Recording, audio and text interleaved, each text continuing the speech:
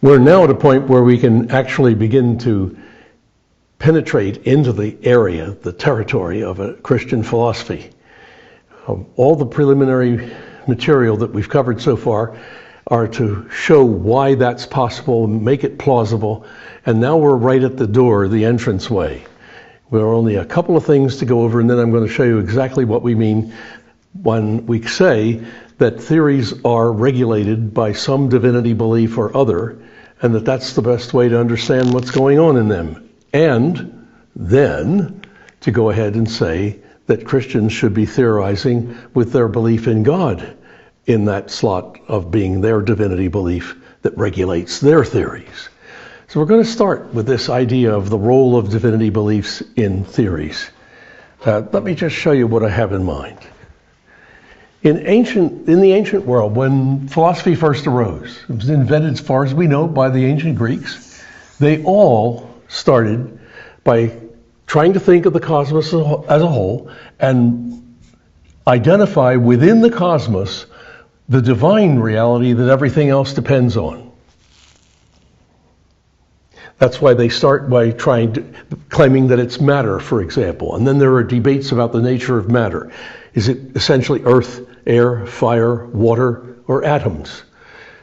Others wanted to say there is not just one divine principle. There's not one reality that's self-existent. There are two. And it's matter plus, and here they put logical laws or mathematical laws, or both. Some thinkers thought it was both logic and math, and they called them rational. But at any rate, this is the divine element for them. Two elements. These two interact and produce all the rest of the cosmos. That was the strategy for explanation. You want to understand the things in the cosmos? Then first you identify what they all depend on, which is the cause of them all, and then you trace the causal pathways. They can be very indirect. This causes that, and then this depends on the divine.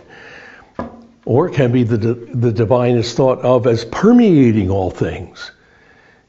There are all kinds of ways to slice that. But this is the way theories originated.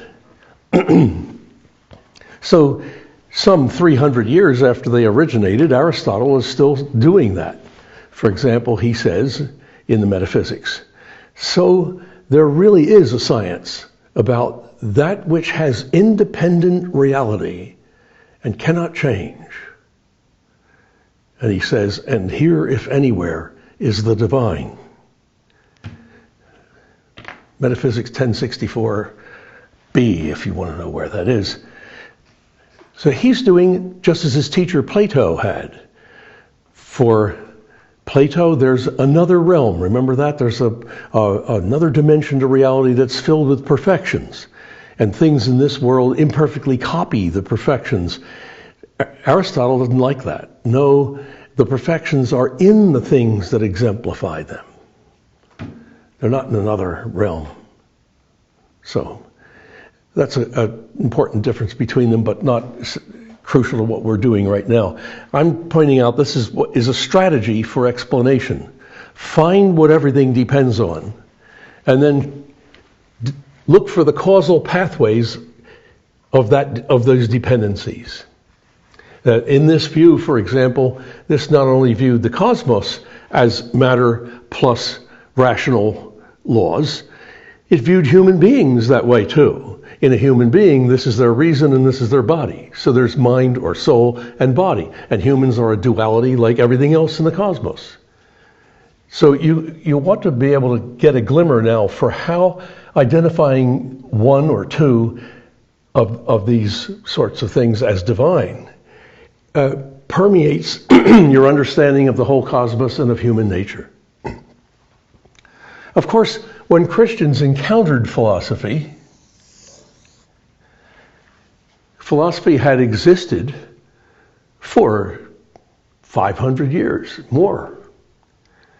And Christians immediately saw that identifying any part of the cosmos as the divinity that generates all the rest of it is not right, not by their lights. It's God. that the cosmos depends on, and the cosmos is all creation. It's all created. Only God is uncreated. They were very clear about that. So they're not about to buy any of these proposals of the previous 500 years. They're going to say it is God on whom everything, whatever, depends.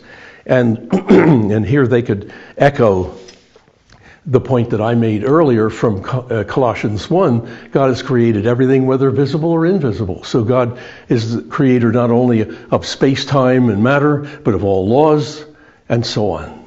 And they were clear about that. But, there's a big but here. But, even though this isn't divine, it still could be, many of them thought, that there's something in the cosmos that everything else in the cosmos depends on. This is no longer divine. It doesn't have self-existence. It's created by God. But then everything else depends on that. And that strategy meant that they could keep most of a pagan theory. They could explain, just like the guys who held this stuff 500 years earlier, if they wanted to take a dual view of what's divine, they could say, well, look, let's say it's true that everything is made of matter and subject to logical or mathematical laws. And that's the way you explain all the rest of reality as the interaction of these two. As long as you add, and God created them, you're okay. What's the matter with that? Why isn't that a Christian view? So we can, all the rest of our explanation can be just like this, and then we can say, oh, but you missed the fact that these two things in turn depend on God. That's your mistake. And these guys will reply, and no, that's your mistake, because the explanation works whether you tack God on the end or not. And that's just what they did reply. This then becomes a fifth wheel, right? This way of doing theories doesn't start with God. It starts with theories that are already around that deify some part of the world. And they say, well, as long as we don't deify it, it could still be what everything else depends on. We keep the same strategy for explaining creation and things in creation. We just add, and that in turn depends on God. And with that little formula, we have baptized any theory into Christian respectability. It doesn't make it a Christian theory, but it's acceptable, huh? And I guess you anticipate I'm going to say, no, it's not. Because chapter 1 of Colossians not only says that God created everything visible or invisible, it also says that he created everything through Jesus Christ. Everything was created for him and by him, and he makes all things hang together. And that's the point that was missed. That if you try to reduce all the rest of creation to these, you explain all the rest by these, and then try to say that it's through these two things that God mediates his power to all creation. Everything depends on God, but these depend directly and everything else is indirectly. They depend on these, and then those in turn depend on God. But then these become a substitute for Jesus Christ, according to Colossians 1. And that, the Eastern Church said, is intolerable. So St. Gregory Palamas says, the Christian can tolerate no mediating substance between God and creatures. But the Western Church bought this lock, stock, and barrel. And so we get Christian Platonism, Christian Aristotelianism, Christian Neoplatonism. We get Christian dualism, Christian rationalism, Christian even materialism. There have been theorists who were Christian who said, oh, I think matter is the essential characteristic of all creation, and that's what God created. But then they are explaining everything within creation by saying it's reducible to, it's caused by, produced by the purely physical, and that in turn depends on God. And keeping that pagan strategy for theories should be inimical to Christians. They should not accept that. I hope this is clear. It's clear that what I'm going to be arguing for is that not only is there nothing in creation that's divine, there's nothing in creation that everything else in creation depends on other than Jesus Christ. And so when a Christian philosophy starts out, it wants to look at what causal pathways we can trace. What depends on what produces what, how does this work, and so on. In a many-sided way, we're not trying to say that the essential characteristic of all creation is physical, or physical plus logical, physical plus rational, or any of the other substitutes that can be put in here. There is no one overall characterization of all creation except to depend on God. And it does so directly. So there's going to be a lot more diversity in this ontology. We're going to allow for all the things that we experience as real. And we're going to take them as we experience them and then examine them, see if we can get a better understanding of their natures. And there are going to be many types of them. It's not true that everything in creation is going to be essentially any one thing. But there are types of things whose natures are very different from one another.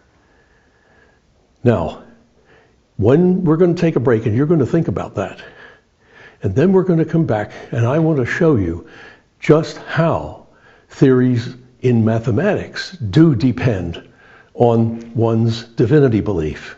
We're going to look at a mathematical formula that you are all familiar with and is not intimidating. It's 1 + 1 = 2.